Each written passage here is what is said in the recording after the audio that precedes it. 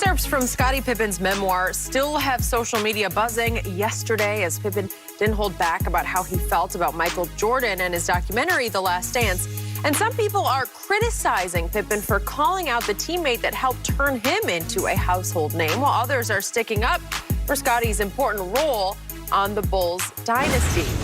I see both here. Shannon, is Scottie Pippen's career overrated or underrated? I think it's underrated. And anytime you play with a historically great player, Skip, you're going to be devalued. That's just the way it is. It took Kobe playing without Shaq for us to get a proper appreciation of who Kobe Bryant was. Because Shaq carrying Kobe. He carried him. Kobe wasn't getting the credit that he deserved.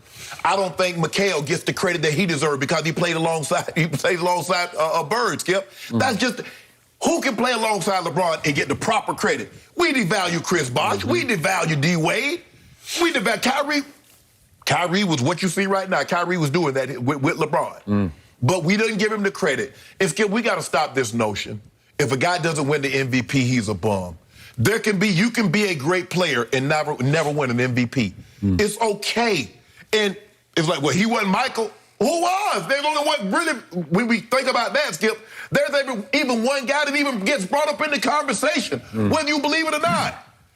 I had a conversation with Ken Griffey Jr., and he was telling me the story how some parents were saying, well, your son will never be you. He said, well, name 5 people who ever was. Skip, I mean, there ain't no slight to say he's not Michael Jordan, Skip. I mean, the guy, what we see with LeBron, the point forward, was him.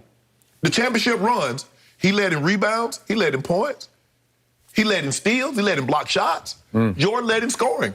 Normally, he took the best offensive player. He guarded the Larry Birds. He guarded the tough assignment, the Magic Johnson. Scottie Pippen took him. He was a 10-time all-defensive player. 8 times he was on the first team. What was Michael Jordan? Scottie, you got to remember what Michael Jordan was before you. Oh, a guy that never got out of the first round? A guy that never won the MVP? A guy that was never... What was he?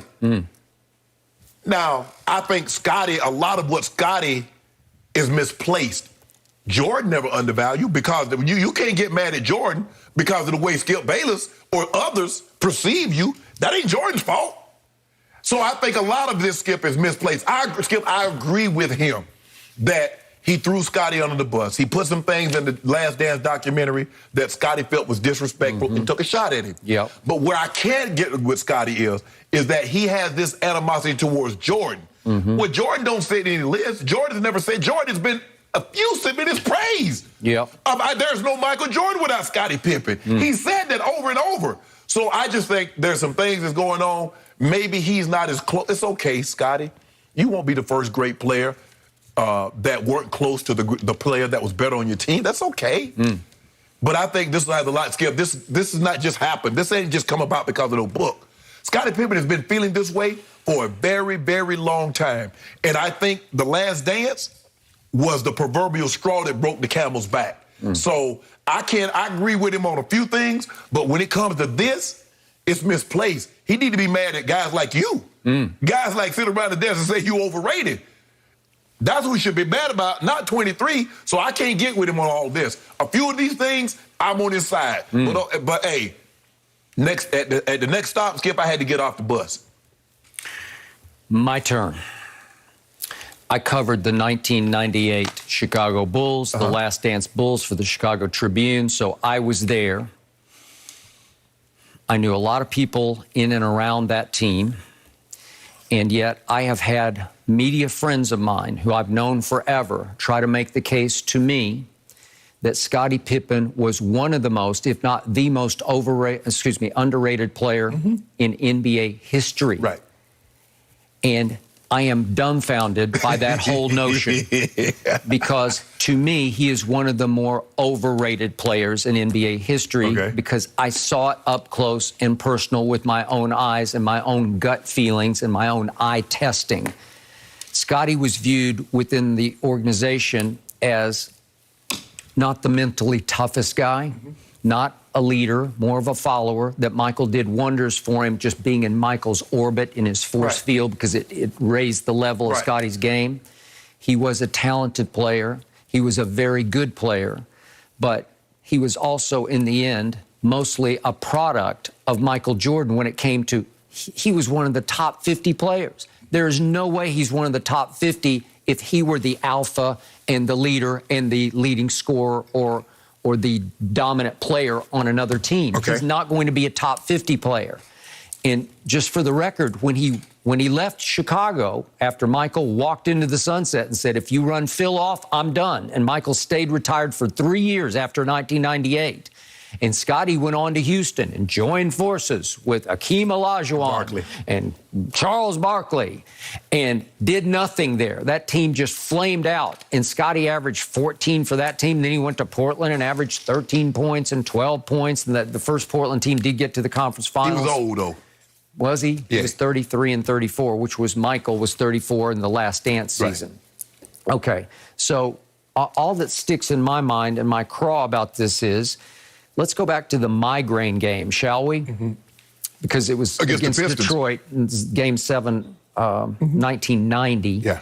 And all of a sudden, Scottie comes up with a migraine. And they brought it up in the documentary because Jordan was just beside himself, like, I need you now. Right. You got to come with me here. I need some help here to go after these bad boys because they were bad boys. Yeah.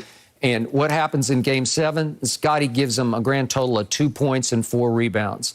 1 of 10 from the floor and 0 for 2 from 3 and didn't even shoot a free throw.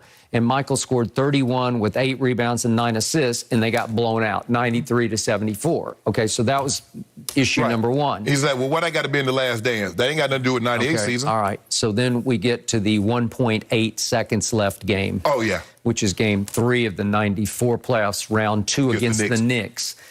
And there's no Michael because he is, quote-unquote, retired. He was forced to retire. Okay. Scottie won't acknowledge that. And Scottie was in the huddle, and Phil Jackson calls the last shot for Tony Kukoc with Scottie inbounding the ball, reminiscent of LeBron at Chicago, right? Correct, When Black called the last play for Kyrie. And LeBron said, hell no. And to LeBron's credit, he said, give me the damn basketball. And it wasn't a 3, it was a 2 from the corner. But he made it. That was one of the best shots LeBron has ever made because it was a mad shot. I love LeBron mad. Scottie didn't get mad. He quit.